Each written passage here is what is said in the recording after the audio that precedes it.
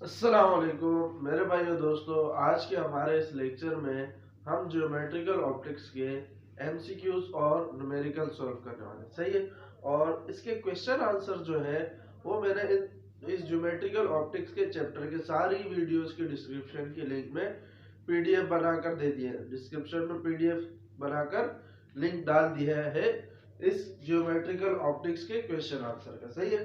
तो चलिए इसके एमसीक्यू सॉल्व करते हैं। पहला एमसीक्यू है कि भाई in a concave mirror the image size depends upon. देखो भाई, जब हम कॉनकेव मिरर की क्या बना रहे थे, इमेज फॉर्मेशन कर रहे थे, तो हमने क्या देखा था कि भाई एक तो था सी, सही है, सेंटर ऑफ कर्वेचर, एक था प्रिंसिपल फोकस, सही है। जब हमने ऑब्जेक्ट को यहाँ पे रखा था तो इमेज यहाँ पे बना था लेकिन छोटा बना था, सही है। जब हमने ऑब्जेक्ट को सी पे रखा तो ऑब्जेक्ट सी इमेज सी पे बना लेकिन सेम साइज का था, जितना साइज ऑब्जेक्ट का था उतना ही इमेज का था। लेकिन जब हमने ऑब्जेक्ट को सी और एफ के दरमियान में रखा तो इमेज सी से पीछे बना और उसका साइज बड़ा हो गया, सही है। तो यहाँ पे पूछ ये रहे कि भाई इमेज का साइज किस पे डिपेंड कर रहा है, तो इमेज का साइज किस पे डिपेंड कर रहा है कि भाई ऑब्जेक्ट कहाँ पे रखा हुआ है। तो हम यहाँ पे क्या टिक करेंगे कि भाई साइज ऑफ द ऑब्जेक्ट नहीं, पोजीशन ऑफ द ऑब्जेक्ट, कि भाई ऑब्जेक्ट कहाँ पे है, सही है। अच्छा भाई, इसी तरह से दूसरा वाला है हमारे पास, in the normal human eye the image is found. Image कहाँ पे बनता है ह्यूमन आई में, तो ह्यूमन आई में इमेज बनता है ऑन द रेटिना, सही है, रेटिना पर इमेज बनता है। When a light ray enters from a denser medium to a rare medium, it bends।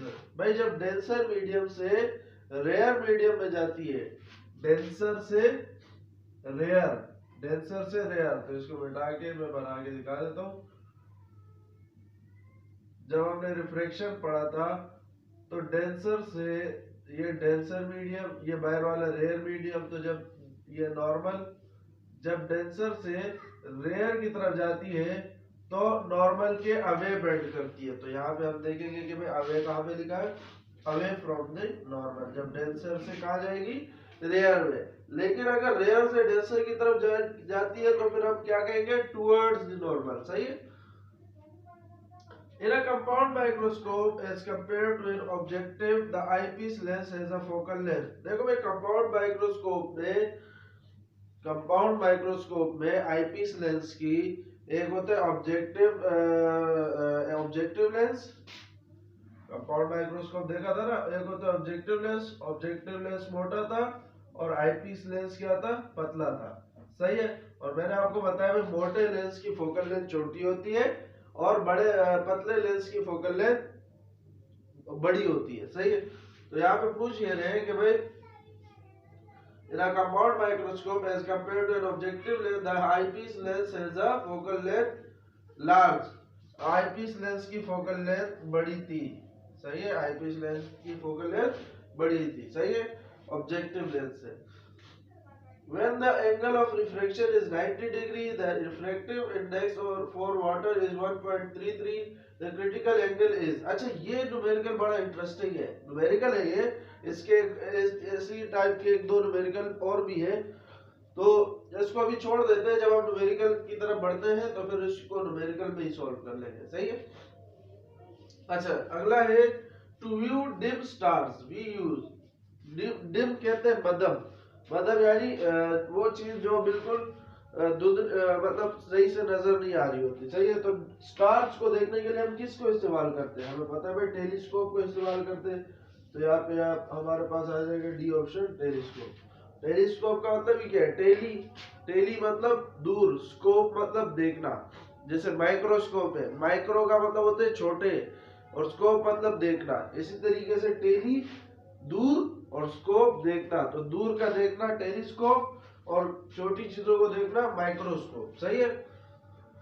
The human I acts like अ, किस तरह काम कर रहा होता है ह्यूमन आई, कैमरा। आंखें नहीं है, क्या है, कैमरा, सही है, सुना तो होगा। A magnifying glass forms an enlarged। अच्छा, मैग्नीफाइंग ग्लास जो है वो किस तरह का इमेज बनाता है। मान लो ये मैग्नीफाइंग ग्लास है, यहाँ पे इमेज ऑब्जेक्ट को रखा था, यहाँ से एक रे ऐसे गई, एक रे ऐसे गई, और इस तरह से पीछे हमने मिला दिया, तो ये एक वर्चुअल इमेज बनी। वर्चुअल और इरेक्ट भी कह सकते हैं इसको, अपराइट भी कह सकते हैं। तो एक तो इनलार्ज है, हाँ भाई इनलार्ज है, बड़ी है। दूसरी वर्चुअल है, तो वर्चुअल वाले ऑप्शन को देखना है। रियल वाला तो ऐसे भी गलत है, रियल है ही नहीं, रेज आपस में एक्चुअल में मीट नहीं कर रही। तो वर्चुअल है और अपराइट है, सही है, इन्वर्टेड नहीं है, उल्टी नहीं है। अपराइट या फिर इरेक्ट दोनों वर्ड करेक्ट है, तो यहाँ अपराइट का वर्ड आया हुआ है, तो ऑप्शन सी करेक्ट है। The entire light is reflected into the same denser medium which is called total internal reflection। सही है, जब सारी की सारी लाइट इस तरह से बाहर जाने के बजाय उसी मीडियम में इस तरह से वापस रिफ्लेक्ट हो जाए, तो उसको हम कहते हैं टोटल इंटरनल रिफ्लेक्शन। और ये फिनोमेना कब होता है, जब angle of incidence critical angle से ज्यादा हो, जब angle of incidence critical angle से ज्यादा हो, सही है। अच्छा भाई, in optic fibre the core is made of glass or plastic of relatively high refractive index. Core का रिफ्रैक्टिव इंडेक्स कैसा होता है, हाई होता है। अच्छा भाई, a magnifying glass is also called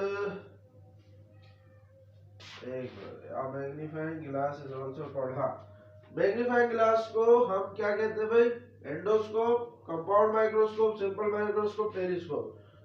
simple microscope, सही है।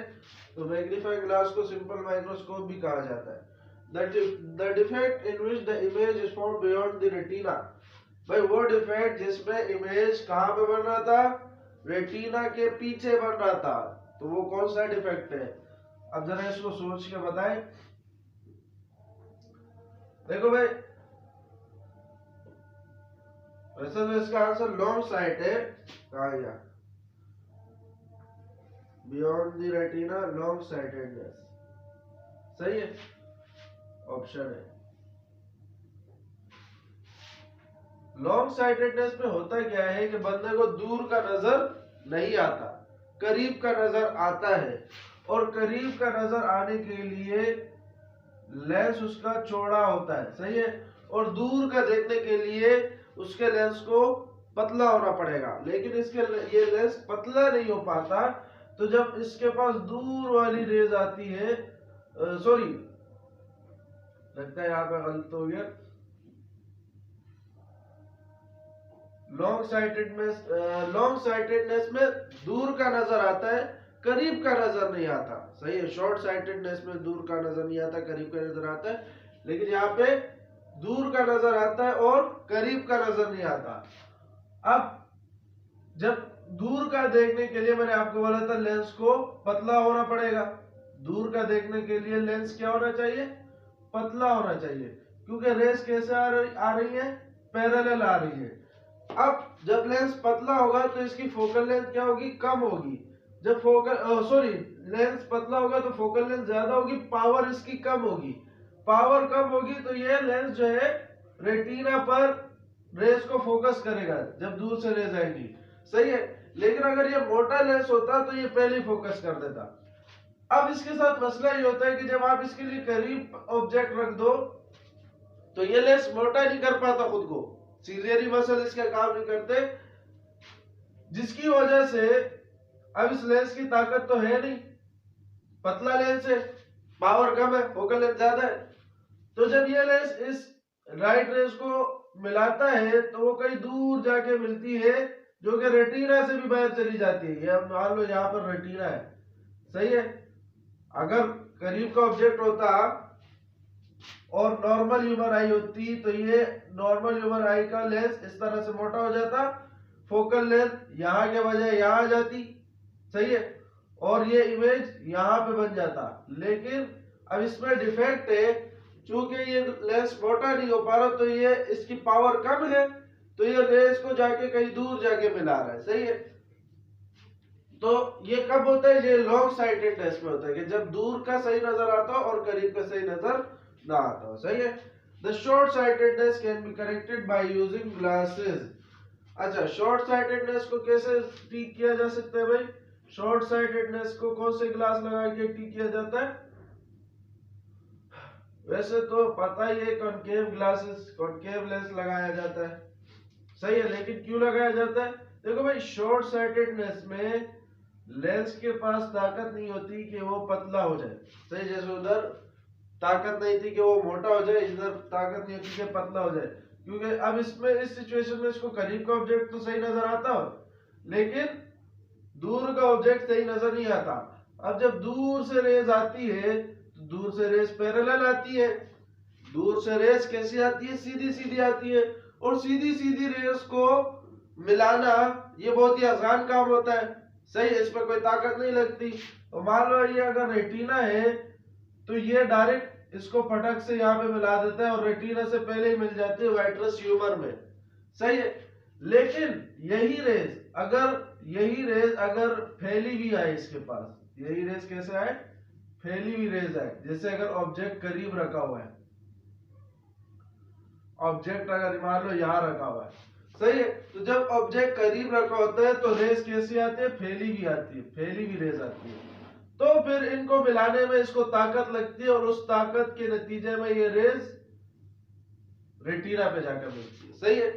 तो जब हम इसको लेंस लगाते हैं ना, कॉनकेव लेंस, तो कॉनकेव लेंस का काम क्या होता है कि भाई लाइट को डिस्पर्स करना। अब जो लाइट पैरेलल रेज आ रही होती है, लाइट क्या पैरेलल रेज आ रही होती है, तो ये कॉनकेव लेंस इसको क्या कर देता है? डिस्पर्स कर देता है। यानी अब इस लेंस को लगता है कि भाई मेरे पास लाइट रेज फैली हुई आ रही है, सही। एक्चुअल में तो पीछे से सीधी सीधी आ रही थी, लेकिन इस लेंस की वजह से, कॉनकेव लेंस की वजह से ये लाइट रेज फैली हुई लग रही है इसको, और फैली हुई लगने की वजह से अब ये इमेज रेटिना पे बना पा रहा है, सही है। तो यहाँ पे कॉनकेव ग्लासेस का ऑप्शन चूज कर लो, ऑप्शन नंबर डी, सही है। लेंसेज फॉर्म इमेजेस थ्रू अच्छा, लेंस जो है इमेज बनाता है through dispersion, refraction, diffraction, reflection. तो भाई लेंस क्या करता है? रिफ्रैक्शन करता है। इमेज रिफ्लेक्शन शो करता है, लेंस रिफ्रैक्शन शो करता है। To illuminate the inaccessible places in the tooth, dentist use. अच्छा, डेंटिस्ट कौन सा मिरर यूज करते हैं भाई? डेंटिस्ट कौन सा मिरर यूज करते हैं?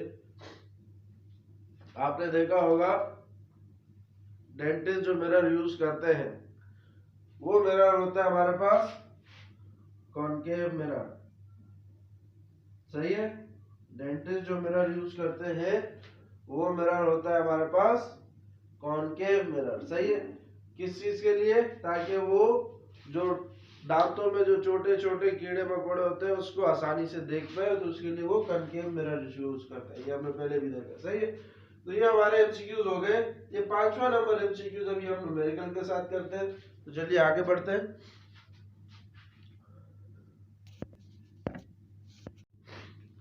अच्छा भाई, तो अब जरा हम स्टार्ट करते हैं अपने न्यूमेरिकल्स, और इसके बाद हमारा ये चैप्टर एंड हो जाएगा। फिर हम अपना अगला चैप्टर इलेक्ट्रोस्टैटिक्स स्टार्ट करने वाले, सही है। पहला न्यूमेरिकल जो कि मैंने एग्जांपल से उठाया है, और सेम टू सेम जो हमारा एमसीक्यूज जो भी हमने देखा रिफ्रैक्टिव इंडेक्स के हवाले क्रिटिकल एंगल के हवाले से जो था, सेम टू सेम वही न्यूमेरिकल है। वैल्यूज भी सेम है कि भाई calculate the value of critical angle for water refracted angle at 90 degree. यानी एंगल ऑफ रिफ्रैक्शन जो हमारे पास है एंगल आर वो 90 डिग्री है, और क्रिटिकल एंगल मालूम करना है, यानी कितने एंगल पे एंगल आर 90 डिग्री।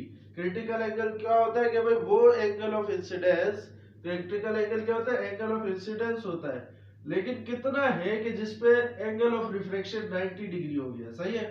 हमारे पास रिफ्रैक्टिव इंडेक्स यानी n इक्वल टू कितना है? 1.33। अब इसको सॉल्व करने के लिए हमें पता है एक फॉर्मूला लगेगा, n equal to sine of angle of incidence upon sine of angle of refraction. लेकिन ये जितना दिखने में सिंपल है उतना है नहीं, इसको ऐसे कतई नहीं करना है। मैं समझाता हूं। ये फॉर्मूला हमने कब देखा था? जब हमने रिफ्रैक्शन पढ़ा थ्रू ग्लास स्लैब, और उसमें हमने ये देखा कि भाई जब रेज आ रही है कहां से?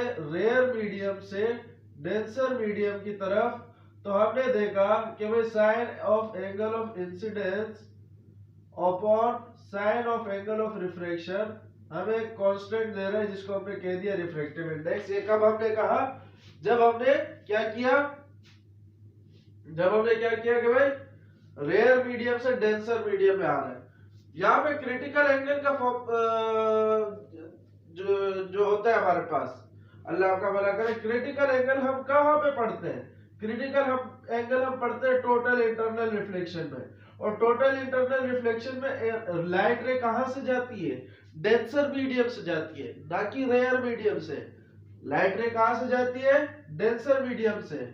तो जब इस क्वेश्चन में लाइट रे उल्टा हो गया, यानी पहले रेयर मीडियम, ये जो इक्वेशन है ये सही है, लेकिन ये कब किसके लिए सही है? रेयर मीडियम से डेंसर मीडियम के लिए। लेकिन यहाँ पे सिचुएशन क्या है? क्रिटिकल एंगल के टाइम पे सिचुएशन क्या है? क्योंकि ये टोटल इंटरनल रिफ्लेक्शन का फिनोमेना है। क्या है भाई? टोटल इंटरनल रिफ्लेक्शन का फिनोमेना। तो यहाँ पे सिचुएशन क्या है कि भाई यहाँ पे डेंसर से रेयर मीडियम में जा रहे हैं। कहां से कहां? डेंसर से रेयर। तो जब लाइट रे की डायरेक्शन ही उल्टी हो गई तो इक्वेशन भी को भी चेंज तो करना पड़ेगा ना। तो इक्वेशन को भी हम क्या कर देते हैं? उलट कर देते हैं। तो sine of angle of refraction ऊपर चला जाएगा और sine of angle of incidence हमारे पास नीचे आ जाएगा। ये बात अगर आप लोगों को यहाँ पे समझ आ गई है तो इस न्यूमेरिकल को करना कोई मुश्किल काम नहीं है। दोबारा बता देता हूं कि भाई ये जो angle i upon angle r है ना, ये रेयर से डेंसर के लिए, लेकिन यहाँ पे बात किसकी होती है? डेंसर से रेयर के लिए। तो डेंसर से रेयर की तरफ जब आप जाओगे तो आप इस इक्वेशन को क्या कर दोगे? उलट कर दोगे। एंगल आर ऊपर, एंगल आई नीचे। अच्छा, अब वैल्यूज को पुट कर देते हैं। 1.33 equal to sine of angle of r sine 90 upon sine of angle i. इसको यहां ले आते हैं और इसको यहां ले जाते हैं, तो ये हमारे पास बन जाएगा sine of angle of incidence. Sine 90 बराबर होता है 1 के,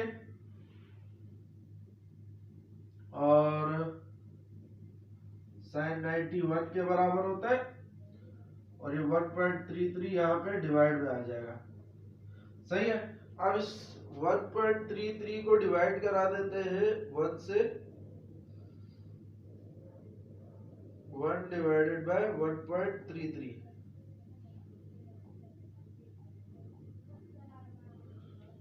तो ये हमारे पास आ रहा है 0.751। तो यहाँ पे आ जाएगा sine of angle i angle of incidence equal to 0.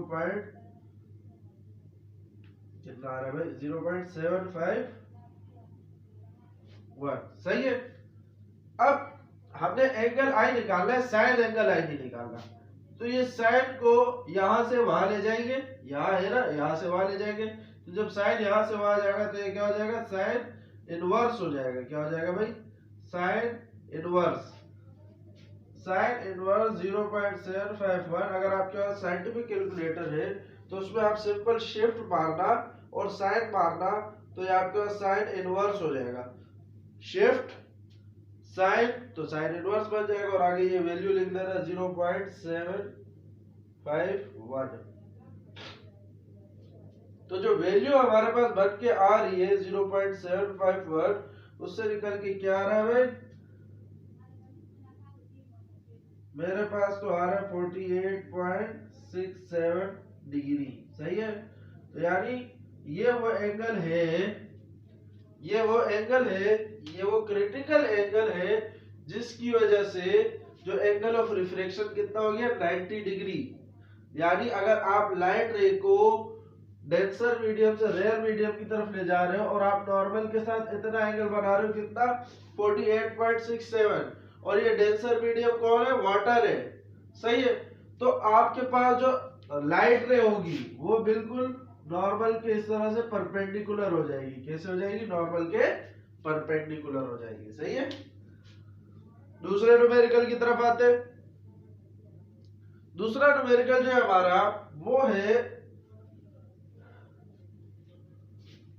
Lens equation के बारे में, सही है।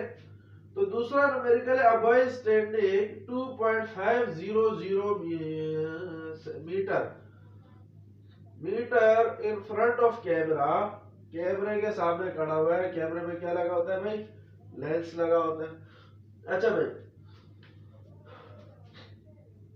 कैमरे के सामने खड़ा है और कैमरे में लेंस है, तो मान लो ये एक लेंस है, तो लेंस के सामने खड़ा है, कहां पे, कितना दूर?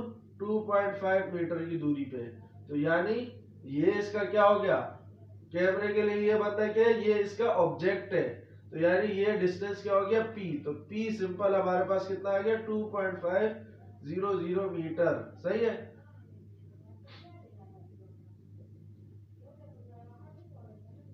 The camera uses a convex lens whose focal length is 0.050 metre. इस कैमरे में जो कन्वेक्स लेंस लगा इसकी फोकल लेंथ कितनी है? 0.050 metre. Find the image distance and determine the image is real or virtual। Image distance बताना है। इमेज डिस्टेंस क्या होता है भाई? यहाँ पे एक लगा होता है लेंस। आप लोग अगर कैमरे वाली वीडियो नहीं देखी मेरी तो कैमरे वाली वीडियो देख लेना। और यहाँ पे लगा होता है एक फोटो रिसेप्टर स्क्रीन, सही है, जिसपे इमेज बनती है, फिल्म लगी होती है। तो असल में ये आपसे इस फोटो रिसेप्टर स्क्रीन और लेंस के दरमियान का डिस्टेंस पूछ रहे हैं, जिसको आप क्यू कहते हैं, क्योंकि इमेज इसी पे बनती है। क्या इमेज कहाँ पे बनती है भाई? इसी फोटो रिसेप्टर स्क्रीन पे बनती है। अच्छा भाई, तो हमने निकाला कि find the image distance and determine whether the image is real और वर्चुअल, यानी नेचर बतानी है। Find the power of lens, p बताना है, सही है। तो ये सारी बातें बतानी है। तो अब जरा आ जाते हैं अपने सॉल्यूशन के ऊपर। तो भैया सॉल्यूशन में हमारे पास हमें पता है 1/f = 1/p + 1/q, एक ये फॉर्मूला है। 1/f बराबर होता, अच्छा निकाला कि q, तो ये 1/p को इधर ले आओ तो आ जाएगा 1/f - 1/p = 1/q, सही है। इसके बाद आते हैं अपना वैल्यूज रख देते हैं। 1/q = f की वैल्यू है 0.050 इसको आप 0.05 भी लिख सकते हो, अगला 0 नहीं लिखोगे तो कोई मसला भी नहीं है। -1/p, p की जगह क्या आ जाएगा? 2.500। आप इसको सिर्फ 2.5 करके भी लिख सकते हो। इसके बाद लेना होता है इसका एलसीएम। अब एक तो तरीका ये है कि कैलकुलेटर से जल्दी जल्दी कर लो, दूसरा तरीका ये है कि भाई पॉइंट में हमने कभी एलसीएम लेना सीखा नहीं है, तो क्या किया जाए? इसके पॉइंट को ही खत्म कर देते हैं। पॉइंट को खत्म करने का तरीका आपको आता होगा कि भाई ये ला 1/q, यहाँ पे मेरे पास आ जाएगा, क्या ये मेरे पास इस तरह बन जाएगा जैसे मैंने कहा, अभी मैं कह रहा हूँ 1/0.05। मैं इस पॉइंट को हटाता हूँ तो मुझे पता है पॉइंट की जगह 1 आएगा और पॉइंट के बाद जितने डिजिट होते हैं उसकी जगह 0 आ जाता है। अब ये मेरे पास बन गया 1/5/100। तो क्या आप बोल सकते हो कि भाई ये 100/5 होगा कि नहीं होगा? बोल सकते हैं भाई, क्यों? क्योंकि 1, हम इसको ऐसे कह सकते हैं कि भाई ये 1 डिवाइडेड बाय, यहाँ पे हमें क्या नजर आ रहा है कि भाई 1 डिवाइड हो रहा है किससे? 5/100 से। जब ये डिवाइड का साइन मल्टीप्लाई में चेंज होगा तो ये उल्टा हो जाएगा और ये 101 से मल्टीप्लाई होकर 100 बन जाएगा, तो 100/5 आ जाएगा। तो इसी वजह से इसको सिंपल करने के लिए हम इसको कुछ यूं ही कर देंगे कि भाई पॉइंट को ही खत्म कर देंगे। क्या कर देंगे? पॉइंट को खत्म कर देंगे। तो ये हमारे पास, इसको हम लिख सकते हैं कैसे?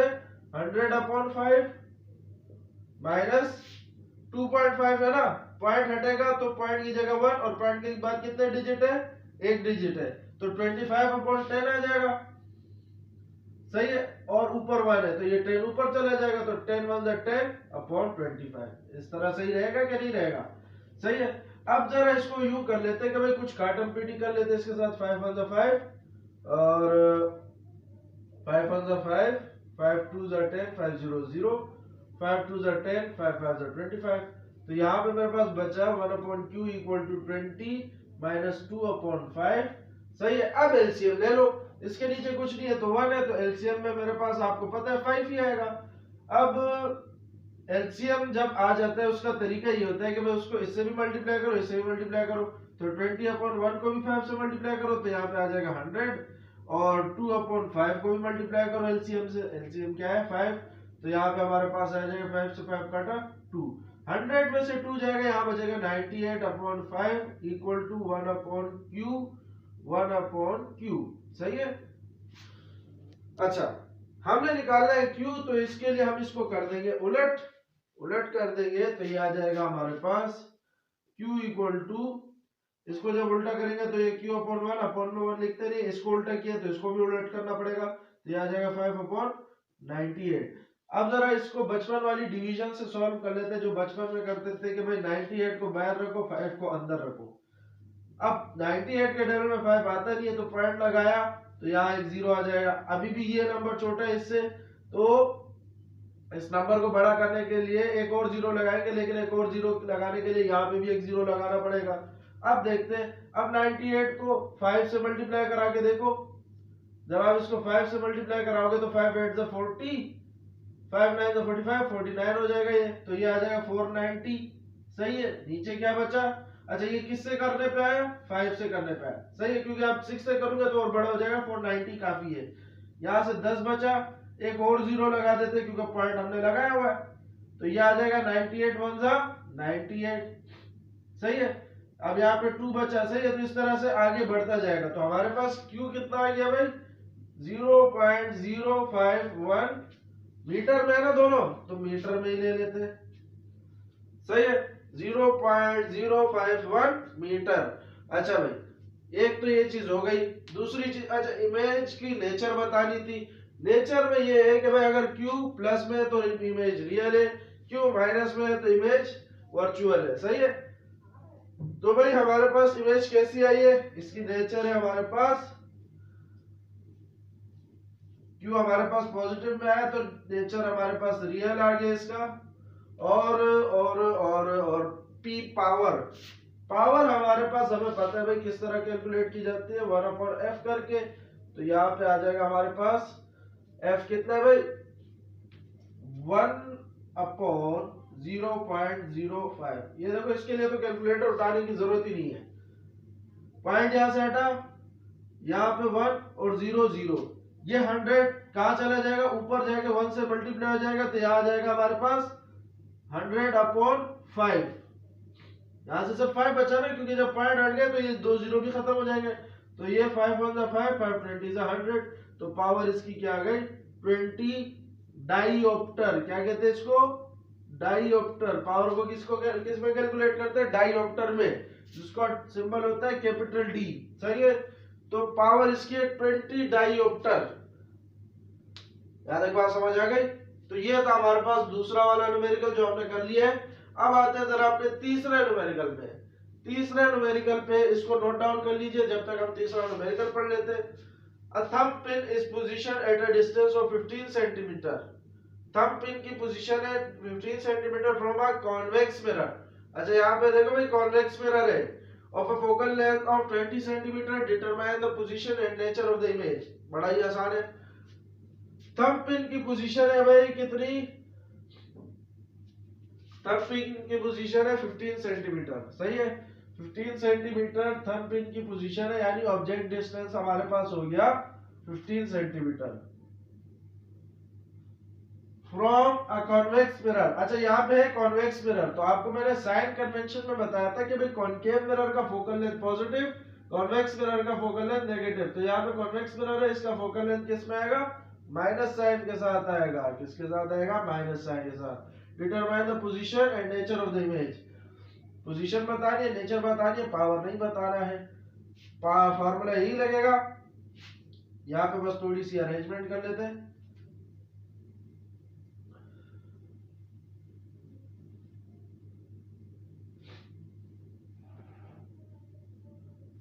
अच्छा भाई, तो 1/Q will be equal to 1/F। F की वैल्यू कितनी है? -20।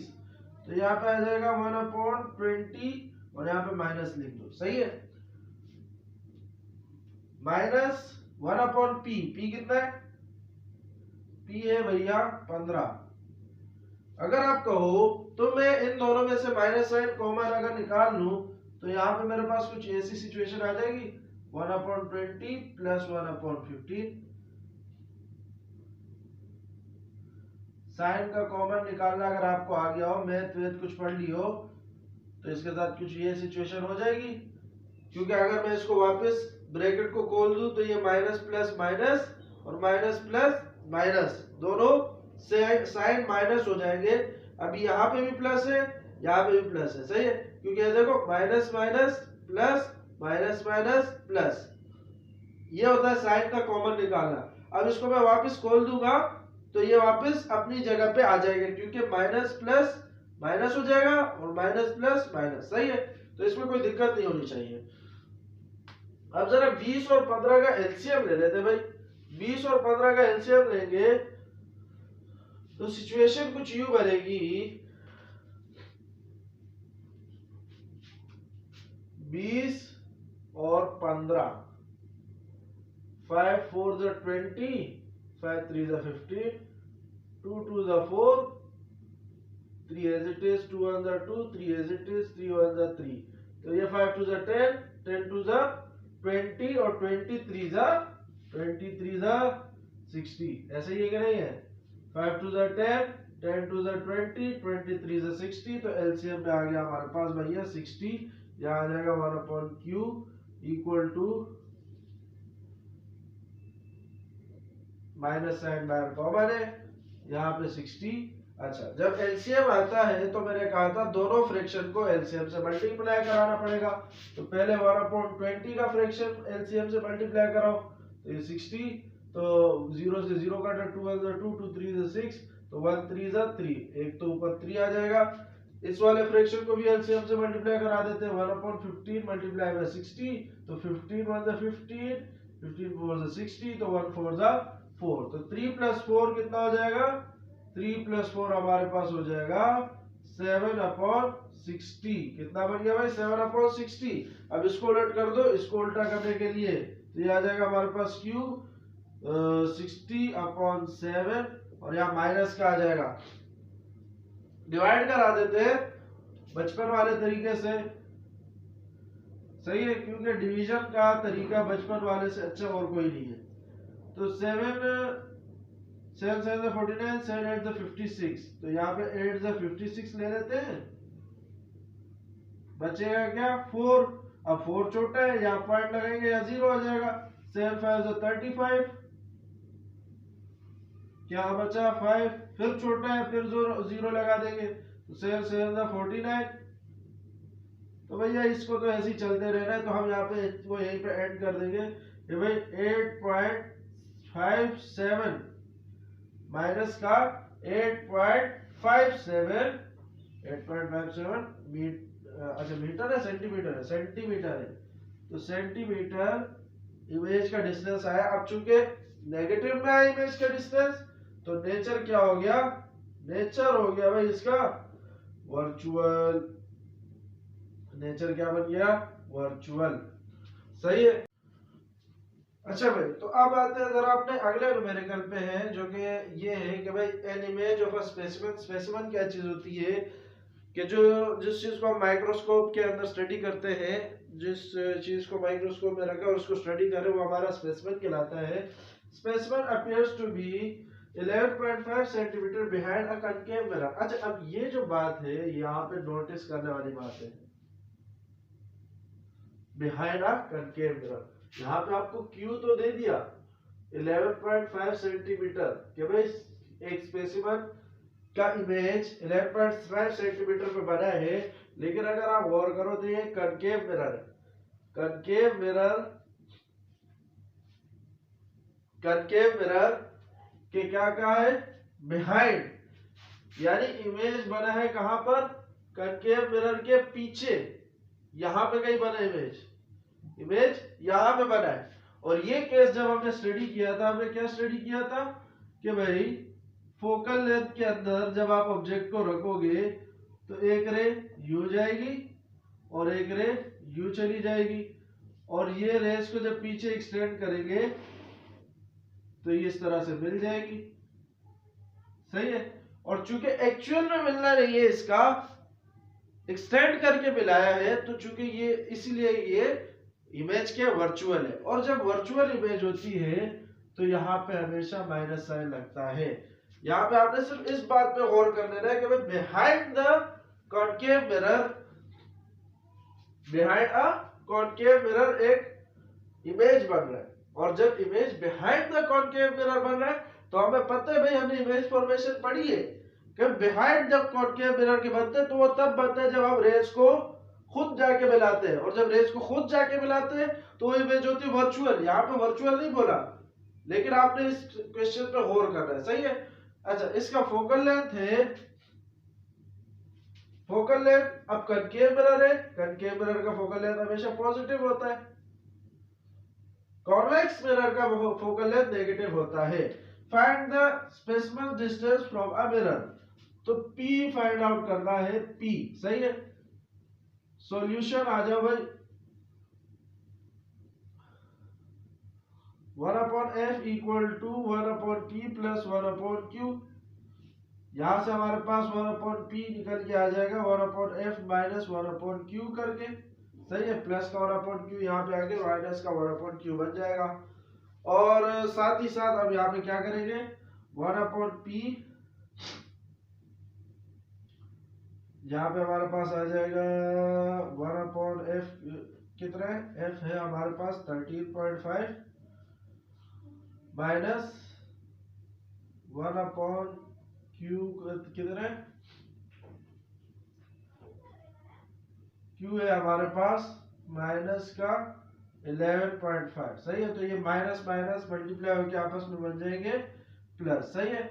और इसको वही पॉइंट वाला तरीका कर लो कि भाई इसका पॉइंट जब हटेगा तो यहाँ पे आ जाएगा 1 और एक डिजिट है तो 0, तो 10 यहाँ से ऊपर चला जाएगा, जैसे अभी हमने पीछे न्यूमेरिकल में देखा 135 प्लस इसी तरीके से यहाँ पे 10/115 बन जाएगा। सही है।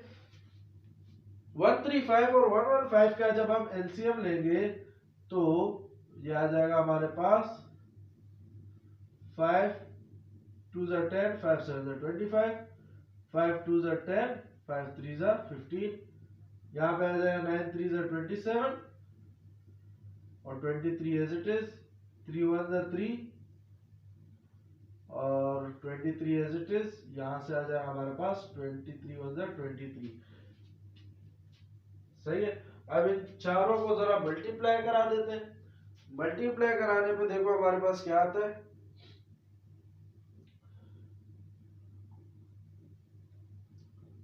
5 multiply by 9 multiply by 3 multiply by 23, तो ये आ रहा है हमारे पास 3105। तो एलसीएम क्या आ गया भैया हमारे पास 3105। सही है। 1/p equal to 3। अच्छा, एलसीएम जब हम ऊपर वाली वैल्यूज लिखते हैं तो एलसीएम को दोनों फ्रैक्शन से मल्टीप्लाई कराते हैं। सही है। तो पहले मल्टीप्लाई करा देंगे 10/135 से। अब 135 से 3105 को काटेंगे, काटने का मतलब ये है कि 3105 डिवाइडेड बाय 135, तो देखो भाई 23 पे आ रहा है, तो 23 मतलब 135 135 135 को 23 से कराओगे तो 3105 आएगा। सही है। अब इस 23 को 10 से कराएंगे तो आ जाएगा 230 और बीच में प्लस। सही है। सिंपल सी बात है। इसी तरीके से 3105 को इस फ्रैक्शन से भी करेंगे कि भाई 10/115। सही है। अब 3105 को डिवाइड करा देते हैं 115 से भी, तो ये आ रहा है हमारे पास 27 को 10 से कराएंगे तो ये आ जाएगा 270। सही है। 270 प्लस 230, 270 प्लस 230, तो ये बन गया 500। 500 को डिवाइड करा दो भैया किससे, 3105 से। तो ये आ गया हमारे पास 500 को जब डिवाइड करा है 3105 से तो ये आ गया अच्छा ऐसा नहीं करना है, पहले इसको उलट तो कर दे। तो ये आ जाएगा हमारे पास 1/p equal to 500 divided by 3105। अब इसको उलट कर देना है तो ये आ जाएगा p equal to 3105 divided by 500। तो उल्टा डिवाइड मार दिया हमने मारना है 3105 डिवाइडेड बाय 500। तो ये आ जाएगा हमारे पास 6.21। तो इमेज डिस्टेंस आ गया, ऑब्जेक्ट डिस्टेंस आ गया हमारे पास 6.21। अच्छा सेंटीमीटर में तो ले लो सेंटीमीटर में, सही है। तो ये आ गया हमारे पास इसका आंसर। अब जरा अगला न्यूमेरिकल करते हैं। अगला न्यूमेरिकल क्या है हमारे पास, ये वाला भी हो गया। A convex mirror used for rear view on an automobile has a radius of curvature of 4 metre. अच्छा यहाँ पे आपने एक बात पे गौर करना है कि मिरर कौन सा है, कॉन्वेक्स मिरर है। मिरर कौन सा है भाई, कॉन्वेक्स मिरर है। तो जब कॉन्वेक्स मिरर है भाई, कॉन्वेक्स मिरर का फोकल लेंथ कैसा होता है, कॉन्वेक्स मिरर का फोकल लेंथ नेगेटिव होता है। लेकिन यहाँ पे फोकल लेंथ देने के बजाय हमें क्या दे दिए, रेडियस ऑफ कर्वेचर। तो हमें कोई मसला नहीं है, हमने देखा है भाई रेडियस ऑफ कर्वेचर का आधा जब निकालते हो आप तो आपके पास क्या आता है, रेडियस ऑफ कर्वेचर का आधा क्या होता है, फोकल लेंथ ही तो होता है। रेडियस ऑफ कर्वेचर का आधा फोकल लेंथ ही होता है, सही है। और इसके साथ माइनस लगा देते हैं। माइनस क्यों लगाएंगे, क्योंकि ये एक कॉन्वेक्स मिरर है। कौन सा मिरर है, कॉन्वेक्स मिरर है। For rear view on an automobile has a radius of curvature of 4.00 metre, centimetre लिख दिया मैंने, सही। ये बात लाजमी याद रखनी है कि भाई कॉनकेव मिरर का focal length positive, convex mirror का focal length negative. If a bus is located at 5.00 metre from this mirror, यानी बस की पोजीशन है p इक्वल टू 5.00 मीटर, तो हमने बतानी है फाइंड द इमेज पोजीशन। क्यों बताना है, नेचर बतानी है इमेज की, और इमेज का साइज बताना है, साइज ऑफ द इमेज, सही है। Nature of image, size of image वगैरह सब बताने। अच्छा अब इस r से पहले आप निकाल लो फोकल लेंथ। तो आपको पता होना चाहिए फोकल लेंथ किसके बराबर होता है, r/2 के। तो ये आ जाएगा हमारे पास f इक्वल टू माइनस का 4.00। अगर आप ना भी लिखो तो आप, या फिर मैंने c लिख दिया, मीटर में है ना सारा, तो 2 अंदर 2, 2 2 4। तो फोकल लेंथ कितना आ गया, माइनस का 2 मीटर, सही है। अगर ये कॉनकेव मिरर होता ना तो मैं इस r के 4 के साथ कभी माइनस नहीं डालता, सही है। तो कॉनकेव मिरर नहीं है, कॉन्वेक्स मिरर है, तो इसीलिए यहाँ पे माइनस का 4 आ जाएगा, सही है। अच्छा भाई तो फॉर्मूला लगाते हैं 1/f equal to 1/p plus 1/q। निकालना क्या है, q निकालना है। तो ये आ जाएगा 1/q इक्वल टू 1/p, आप प्लस में यहाँ के माइनस में हो जाएगा, तो आ जाएगा 1/f माइनस 1/p। यहाँ तक बात सही है। अब जरा आ जाते हैं 1/q equal to 1/f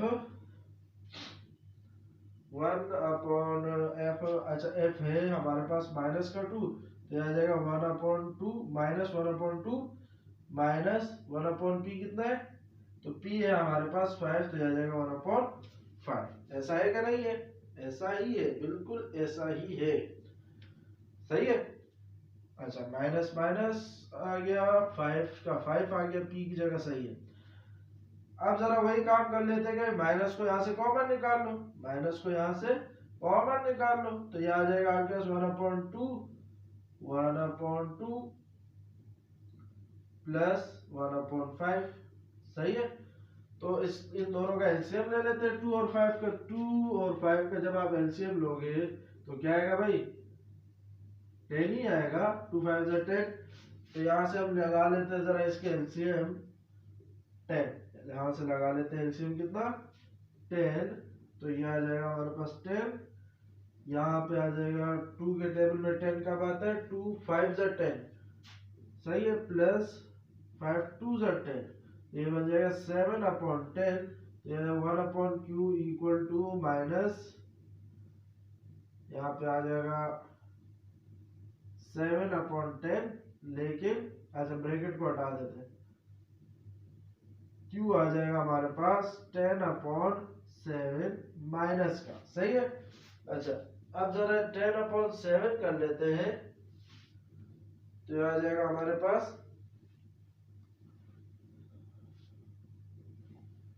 10 divided by 7 करने पे हमारे पास आ रहा है 1.428, सही है।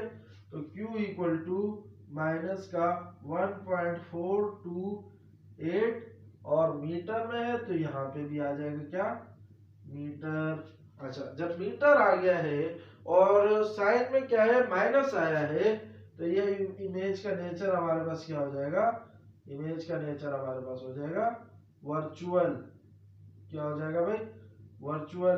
बाकी बचा इसका साइज, तो साइज निकालने के लिए हम इसकी मैग्निफिकेशन निकाल लेते हैं।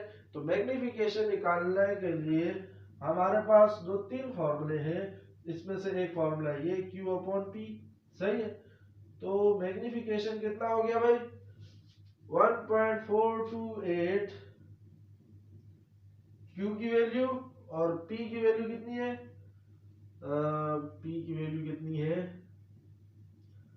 5, सही है। तो दिखने में तो यही दिख रहा है कि भाई इसने ऑब्जेक्ट के साइज को बढ़ाया नहीं है, बल्कि ऑब्जेक्ट के साइज को क्या कर दिया है कम कर दिया है। तो हम इसके आंसर में 1.428 डिवाइडेड बाय 5, तो ये आ रहा है 0.28, सही है 5, सही है 6, तो मैग्निफिकेशन इतनी सी ही हुई है। अच्छा भाई तो ये रहा हमारा आंसर। अब जरा बढ़ते हैं अपने अगले न्यूमेरिकल पे। अगला न्यूमेरिकल है हमारे पास, ये वाला भी हो गया। An object is placed 15 cm away from a converging lens. Converging lens कौन सी होती है, जो कि लाइट रेज को कन्वर्ज करा दे, और लाइट रेज को कन्वर्ज कौन कराता है कन्वेक्स लेंस, और कन्वेक्स लेंस का फोकल लेंथ पॉजिटिव होगा, सही है। कन्वेक्स लेंस का फोकल लेंथ कैसा होगा पॉजिटिव होगा, और जबकि कॉनकेव लेंस का फोकल लेंथ नेगेटिव होगा। और मिरर में कॉनकेव का पॉजिटिव, कॉन्वेक्स का नेगेटिव, लेंस में कॉन्वेक्स का पॉजिटिव, कॉनकेव का negative. Object is placed 15 centimetre away from a converging lens, तो P equal to 15 centimetre converging lens है, तो उसका फोकल लेंथ 10 सेंटीमीटर दिया हुआ है, तो फोकल लेंथ को ले लेंगे प्लस का 10 centimetre. Determine the position size and nature of image, तो Q नेचर और साइज ये तीनों बतानी है, सही है। अच्छा भाई तो यहां से अब जरा लगा लेते हैं, क्या लगा लेते हैं कि भाई हमारे पास Q निकालने के लिए लगा लेते हैं formula 1/Q will be equal to 1/F minus 1/P। तो यहां से हमारे पास आ जाएगा F है 10 माइनस P है कितना भाई, P है हमारे पास 15। तो 10 और 15 का जब एलसीएम आएगा तो यह 5 2 से 10, 5 3 से 15, ऐसा ही है, 2 1 से 2, 3 1 से 3, तो 5 2 से 10, 10 3 से 30, 30 एलसीएम आ गया। इस 30 को इससे मल्टीप्लाई करेंगे तो 10 3 से 30 हो जाएगा, तो ऊपर 3 बच जाएगा सिर्फ, 15 को इससे कट आउट करेंगे तो 15 1 से 15, 15 2 जा 30, ऊपर 2 बचेगा तो 2 1 जा 2, ये आ जाएगा 1 upon Q. 3 minus 2 will be 1, ऐसा है कि नहीं है? 3 minus 2 हो जाएगा 1, 1 अपॉन 30, तो इसका उलट कर दो तो ये हो जाएगा Q इक्वल टू 30 सेंटीमीटर। कितना हो गया भाई? 30 सेंटीमीटर। 30 सेंटीमीटर ही आ रहा है ना? तो दोबारा चेक कर लो, बुक में लिखा हुआ है 2 सेंटीमीटर। बुक वाले आजकल आंसर गलत भी दे रहे हैं। कन्वेक्स अच्छा ऑब्जेक्ट 15 सेंटीमीटर अवे है तो P 15 आ गया। कन्वर्जिंग लेंस है तो फोकल लेंथ पॉजिटिव में है और 10 सेंटीमीटर है, सही है। तो 10 15 सही है भाई, 30 सेंटीमीटर ही है। अच्छा 30 सेंटीमीटर है तो अब नेचर बताना है। पॉजिटिव आए तो नेचर इसका रियल होगा। दूसरी चीज साइज, साइज में इसका मैग्निफिकेशन देख लेते हैं Q अपॉन P करके। तो Q आ गया हमारे पास 30, P आ गया हमारे पास 15, तो 15 एकम 15, 15 दूनी 30, तो इमेज को कितने गुना बढ़ा दिए? 2 गुना बढ़ा दिया। तो हम कह देंगे भाई इमेज कैसा हो गया? साइज डबल हो गया है। इमेज साइज कैसा हो गया? डबल हो गया। आते हैं जरा अपने अगले न्यूमेरिकल पे। अगला न्यूमेरिकल है भाई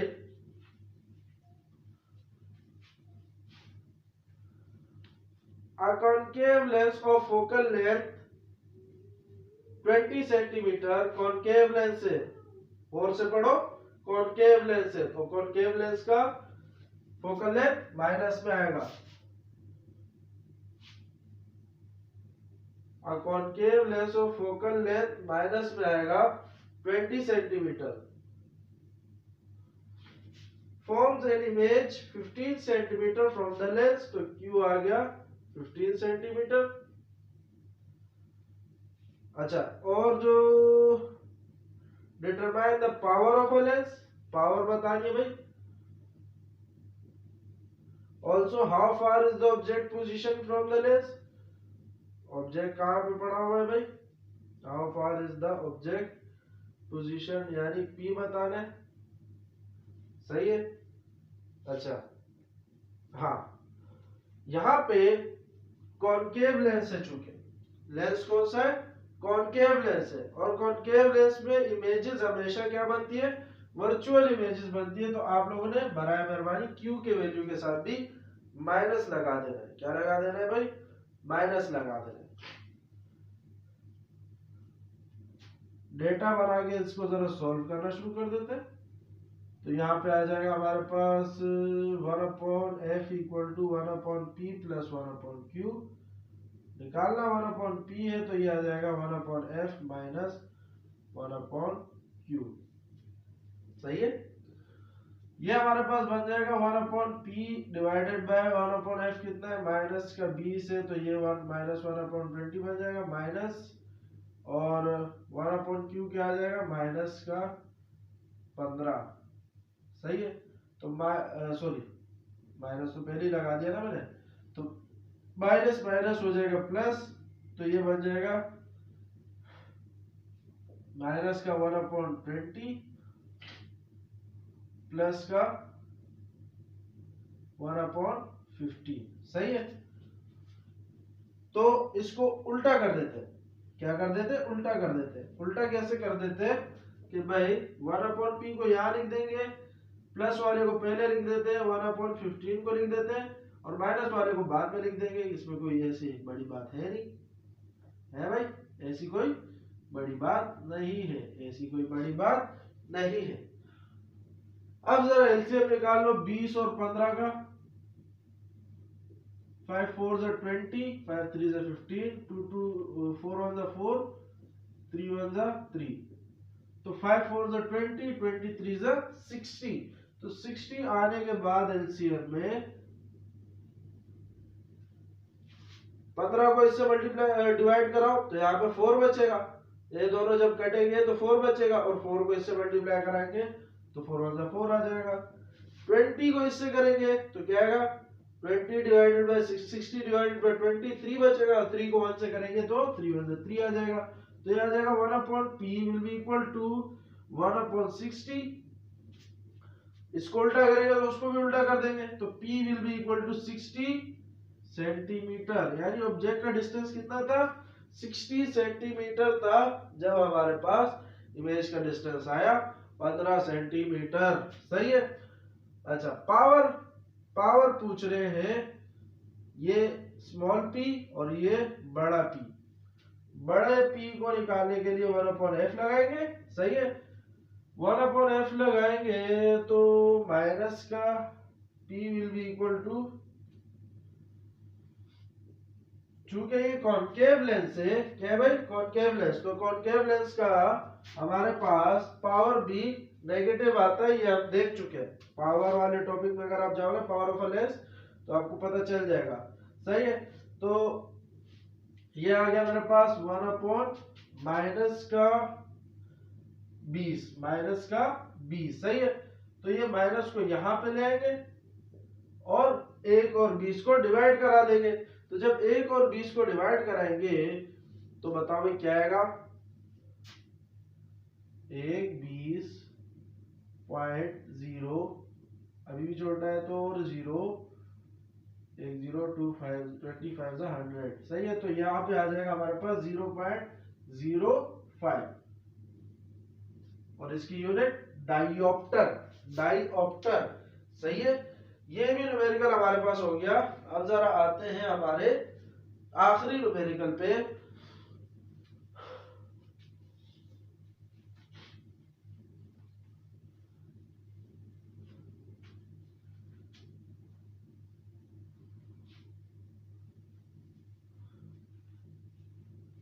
The angle of incidence for a ray of light from air to water interface is 40 degree. अब यहाँ पे देखो, ray of light from air to water, यानी रेयर से डेंसर मीडियम की तरफ जा रहा है, तो फॉर्मूला वही लगेगा, sine angle i upon sine angle r. सही है, तो डेटा आ जाएगा कि भाई एंगल ऑफ इंसिडेंस जो है वो है 40 डिग्री। सही है, if the ray travels through the water with a refractive index 1.33 where n equal to 1.33, calculate the angle of refraction. So we will find out the angle of reflection by the formula, कौन सा formula, n equal to sin angle I upon sin angle R। तो इसमें बराए मेहरबानी फॉर्मूले को उल्टा नहीं करना, क्योंकि रेयर से डेंसर में ही जा रहा है, डेंसर से रेयर में जाता है तो फॉर्मूले को उलट कर देते हैं। सही है, तो साइन एंगल आई, अच्छा साइन एंगल आर निकालना है ना, तो एन को यहां पे ले आओ, तो sine angle r sine angle i, angle i कितना है 40, तो यहाँ 40 डिग्री लिख लो, और एन को यहाँ नीचे लाओगे, एन है 1.33, तो साइन 40 निकाल लेते हैं जरा। इसके लिए तो कैलकुलेटर की जरूरत पड़ेगी भाई। साइन 40 ये आ गया 0.64, क्या आ गया भाई 0.642 डिवाइडेड बाय 1.33, तो इसको जरा डिवाइड करा देते हैं, 0.642 डिवाइडेड बाय 1.33, तो ये आ गया 0.482। सही है, अब साइन यहाँ सादा है तो यहाँ से वहां जाएगा तो साइन इनवर्स हो जाएगा, क्योंकि एंगल आर निकालना है, एंगल आर निकालने के लिए साइन को वहां भेजना पड़ेगा, तो उधर जाने से साइन क्या हो जाएगा, इनवर्स हो जाएगा, इनवर्स 0.482। तो अब जरा इसका इनवर्स भी निकाल लेते हैं, 0.482, तो ये आ गया हमारे पास भैया 28.81 डिग्री, 28.81 डिग्री। सही है, तो ये हो गया हमारे पास इस चैप्टर के न्यूमेरिकल। ये चैप्टर हमारा यहीं पे एंड हो जाता है। इसकी खूब सारी प्रैक्टिस करें, लर्निंग करें, अगले चैप्टर की लेक्चर बनाएंगे इंशाल्लाह। अगले वीडियो में फिर मिलते हैं, तब तक के लिए अपना ख्याल रखें। अल्लाह हाफिज।